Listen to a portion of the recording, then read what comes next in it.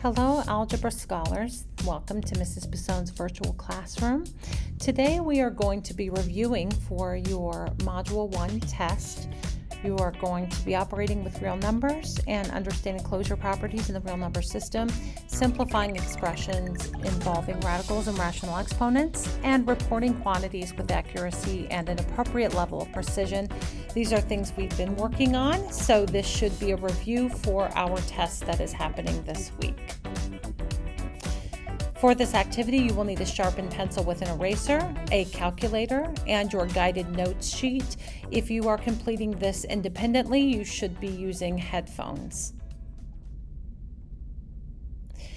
A quick review of the definitions. These can also be found in your textbook as well. Every point on the number line represents a real number, including both rational and irrational numbers. A rational number is a number that can be written in the form a over b, where a and b are integers and b does not equal 0. An irrational number cannot be expressed as the ratio of two integers, and its decimal form is non-repeating and non-terminating. For example, the decimal form of pi, which we spoke about, 3.1415, and goes on and on and on forever, neither repeats nor terminates. So the first question that we're going to talk about today is a claim. We're going to determine if this is true or false. The difference of an irrational number and a rational number is a rational number. Is that true or false? So you should have gotten false. The numbers, the square root of 7 and 9, are a counterexample because the square root of 7 is irrational and 9 is irrational, but the square root of 7 minus 9 is irrational. So that statement is, of course, false. So I'm going to write false here so that we know. All right. The next claim, the sum of two integers is always an irrational number. If you said true, you are correct. All integers are rational, and the rationals are closed under addition. So that statement is, true.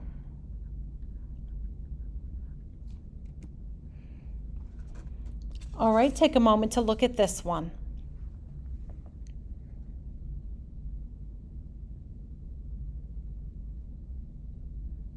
So the mathematical operation that you see here is, of course, addition. And because a, b, c, and d are integers, so are a plus c and b plus d. So the result is in the set, therefore the set is closed under addition. So we're going to say that it is closed, and it's closed under addition. All right, so for multiplication, let's look at this one. Giving you just a moment.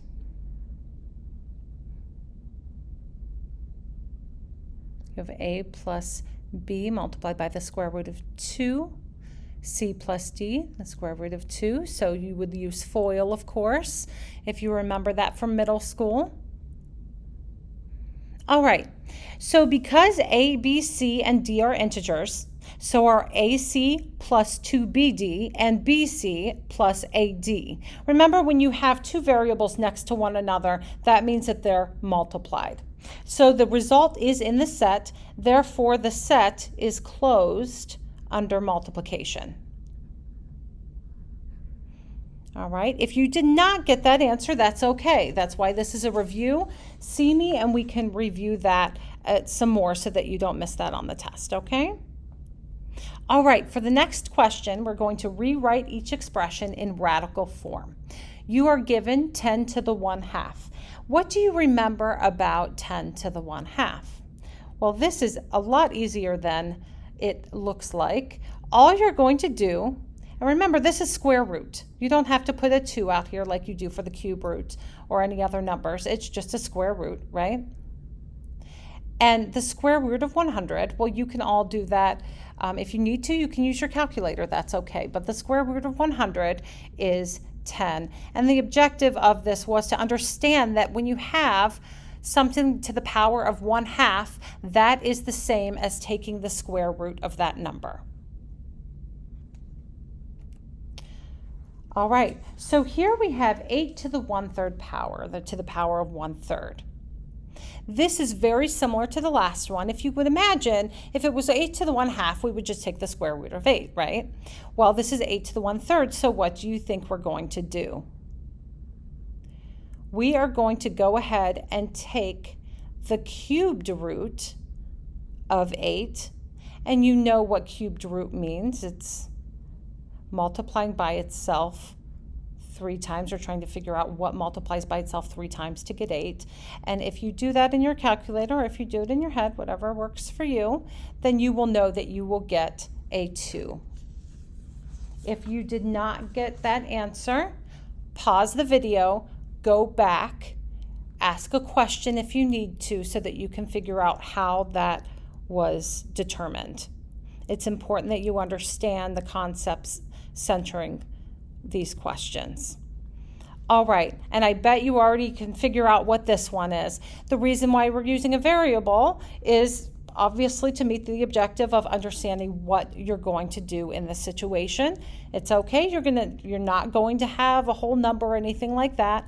You will remain with a variable here. So all you're going to do is you're going to take the root, and we have to the 5th right here, the 5th root, and then you're just going to do that, okay? And I think you understand the concept now of what you do in this situation. Okay, now we're doing the opposite. We're rewriting expressions with a radical exponent. So we're just doing the opposite of what we were doing before. Here you would have 125, right?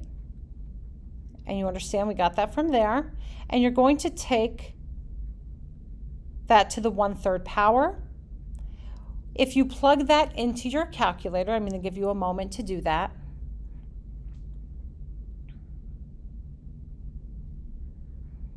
You should have gotten a 5. If you did not get a 5, then make sure that you pause the video, look at your answer, try to figure out what you did. It could be a calculation error, with your calculator, but make sure that you understand if you did not get that correct, why you didn't get it correct. Don't just move forward. The point of this exercise is to review, so it's important that you understand every concept that we're working on. All right, the next problem, we have a square root of 9 here to the power of 3. So think about that. We're going to use our properties of exponents here, and you'll have your 9, and this is squared, right? So you can imagine like a little invisible 2 there, just indicating that, okay, that's a square root, right? And then you have to the 3/2 power, okay? And then you should get 27 once you calculate that, all right? Any questions, please let me know. All right, and now of course we have a variable here because that helps you understand the concept even further. So you have the square root of a to the power of 3 there, a to the power of 3, and then you have your square root over there, and then you're going to take this, easy peasy lemon squeezy, and sorry my a looks terrible, so a to the 3/2 power. Okay, and of course we can't simplify that any further. It's a variable and that's what we're sticking with. All right, so this looks a little bit more difficult. It's not. You're still using the same properties of exponents. We're still doing the same thing. So what you're going to do here, you have 49 multiplied by y squared, the square root of 49y squared to the 3rd power.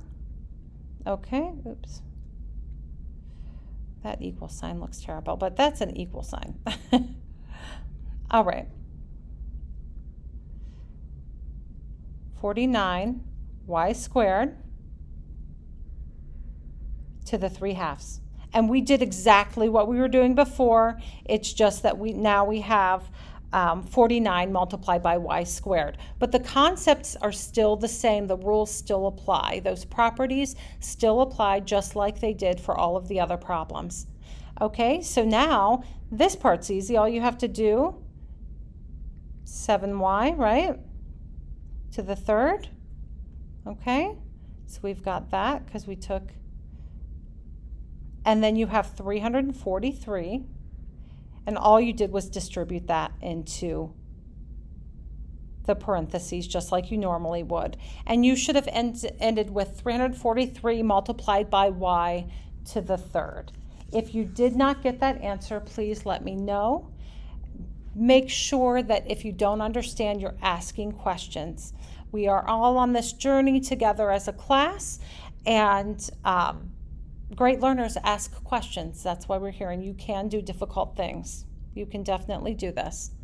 All right, a to the 4/5 power, and then you have to the 10th power, okay? So what we're going to do there, you've got to just distribute that inside the parentheses, just like you would for anything else, okay? We're using the property of a power, or the power of a power property, excuse me.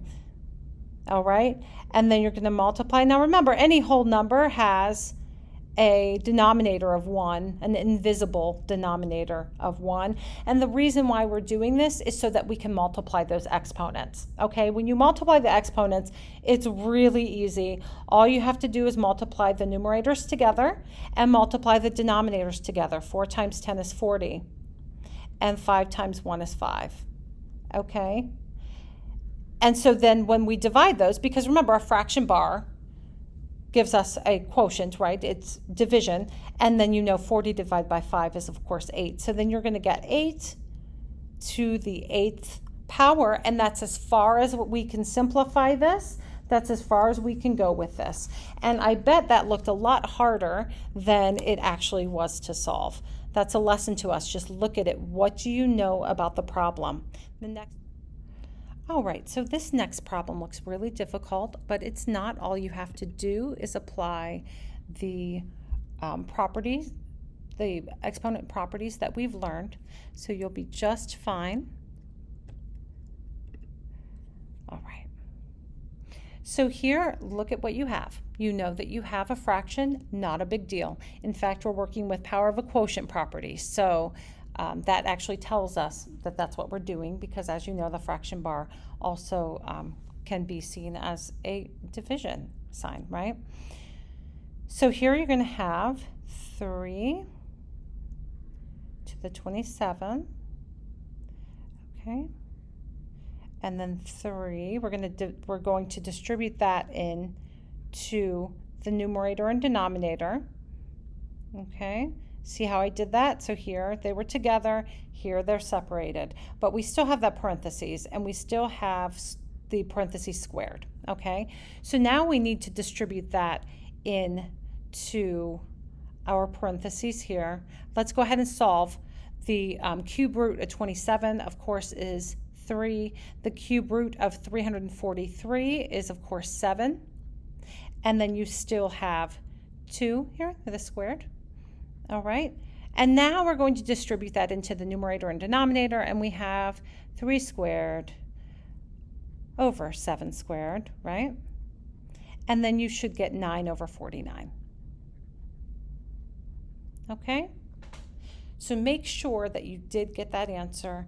Make sure that you know why you didn't. If you didn't get that answer, what happened, what went wrong. Ask any questions if you need. The next problem. 8x to the 9th power to the 2/3 power, okay? We are going to use the power of a product property for this. So if you need to review, look at your book, look at the chart, read the power of a product property, look at the examples that have been provided. Okay, so you should get 8 to the 2/3 power. We're distributing into the parentheses, just like we have done with the other problems. We have 8x to the 9th to the 2/3 power as well, right?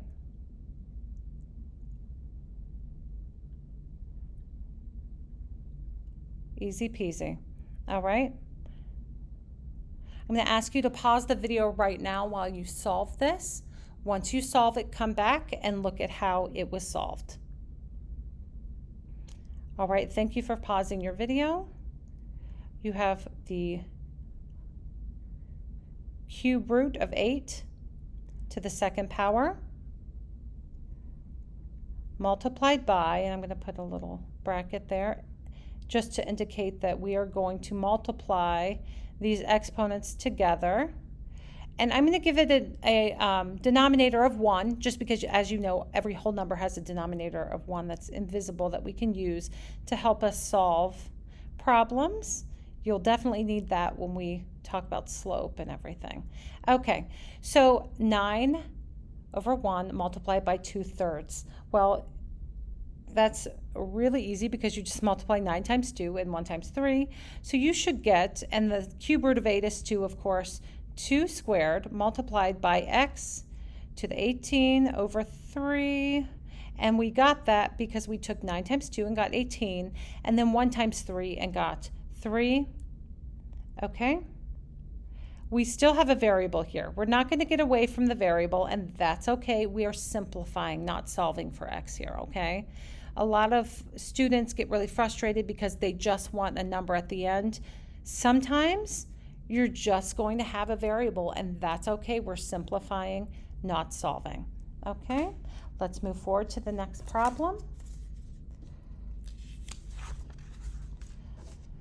All right, remember, simplify. So I'm going to give you a moment to pause the video, solve this, and come back. All right, so you should have had, we're going to just separate everything here, okay, so that we can solve this. 36 to the 3/2. I'm just separating everything out, okay? X to the 6 to the 3/2. Doing the same thing here, y to the 4th. We've got multiple variables here. Don't let it scare you. It's not a big deal. All right, just keep going with what you know. That was a power of a product property that we were using. I'm still going to retain my parentheses. We have 36, okay? The cube, or this square root of 36, because remember, if you look here, we had 3/2. Now we only have the 3 because 3 here, you've got your square root. So square, it would be 2, and then here, and then the 3 here, okay? So we're still using our properties. Multiplied by x, and I'm going to put a little dot there just to retain that, and just so it's not so confusing. We're multiplying those fractions, not a big deal at all. You already know how to do that. Don't be afraid when you see exponents. Don't be afraid when you see fractions. It's just, they're just numbers, okay? All right, that was a power of a power property. Now we can start getting into the nitty-gritty of solving this. The square root of 36, of course, is 6, and then we're going to take that to the 3rd power. We're going to take this variable of x. Nothing that we can do with x besides go ahead and multiply these exponents together. We have 6 times 3 and 1 times 2. Of course, that's 18 and 2. And then we have y, same thing, right? 4 times 3 is 12. 1 times 2 is 2. Easy peasy lemon squeezy. Okay. Now we can take 6 to the 3rd. Oops.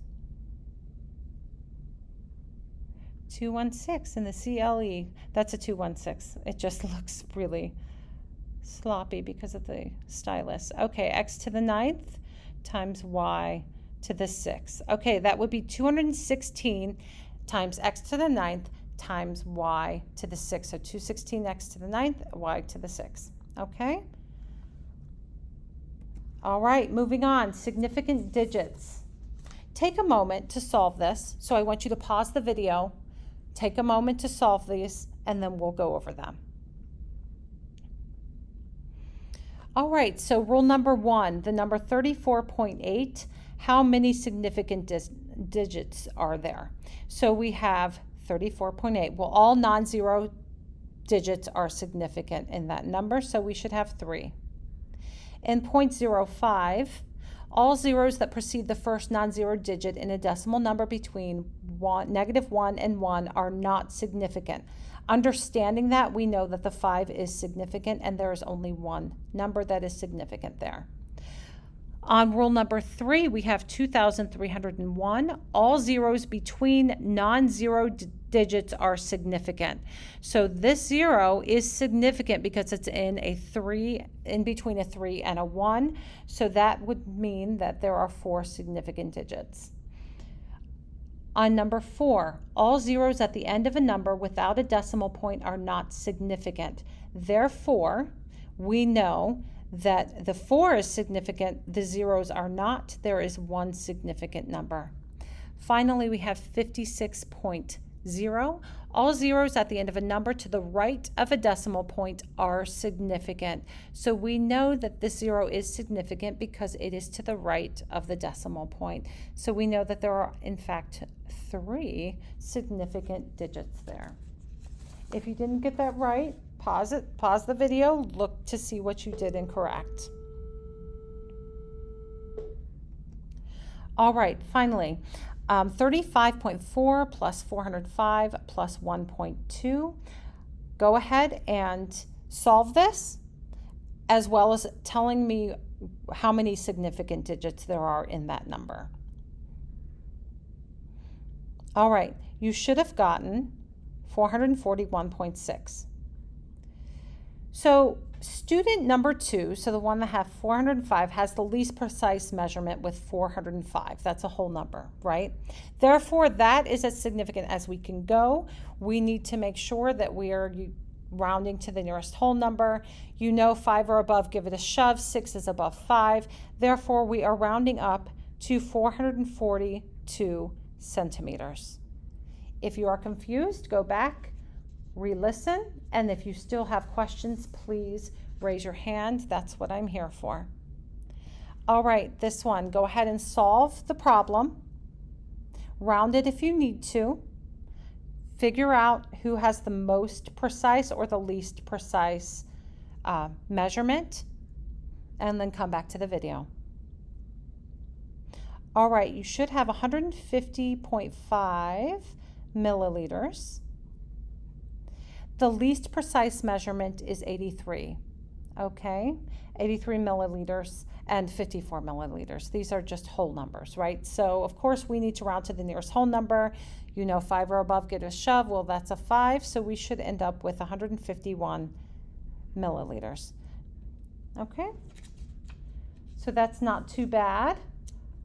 That one, I suspect that you'll do well on the test on these problems.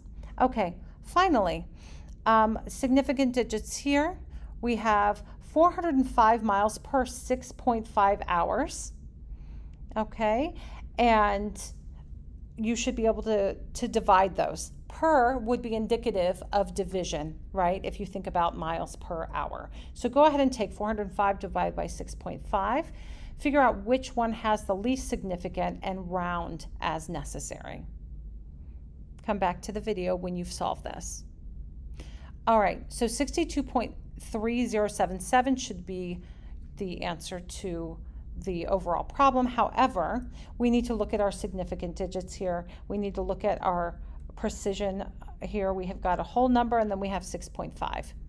Okay, so we need to make sure that we are rounding to the nearest whole number. And 5 or above, give a shove. Well, we're not doing that because 4 are below, leave it alone. So we have 3 is below 4, and we have 62 miles per hour. Guys, do not forget your units. Your math problem is not answered correctly until you have your units. Make sure in anything that you're doing in math, if there's $sign, if there's miles per hour, if it's centimeters, if it's inches, whatever, make sure that your units are listed because that does count off on your test questions, okay, or your answers. All right, so we've gone through all of the practice problems that we have scheduled here, and I wanted to go over some study tips with you because it's important. You're in the 9th grade, you're an International Baccalaureate student. It is expected that you are studying at home. So in addition to IXL is a beautiful tool that you can use at home to study and just touch up on anything that you might be missing, any skills that you need to be, need some practice on. That's okay. Do it on IXL at night. I would recommend at least 20 minutes a night. Some study problems. Do more practice problems. There are tons of practice problems in the book. I've assigned 3 sets of practice problems for you to do on your own so that you can get some additional practice there. Review the concepts. If you don't know something, don't say, well, I guess I'm going to get that one wrong. Go back, review the concepts so that you can get these things correct. It's important that you're learning, not just completing random problems. It's all about meeting the objective of learning so that you can apply these skills in the real world and in other problems. Review old homework, quiz problems, review all that homework. You've got all of it in your EdHMH program. You can go back in, look at the answers. Look up resources. If you're still struggling, you can look up resources at home as well. Khan Academy is a really good source. You can look on IXL and see if there's similar programs. Review other similar exams. You can do that online. Make sure that you're resting. None of us perform well when we're not rested. And of course, all of us are here to help you. That's what we're here. That's what our passion is. It's teaching, it's helping. That's what we love to do. So please don't feel like you're burdening anyone asking any questions. I would love to, answer your questions and make you feel more comfortable about this. So good luck. I know all of you will do well. Let me know if you need any help.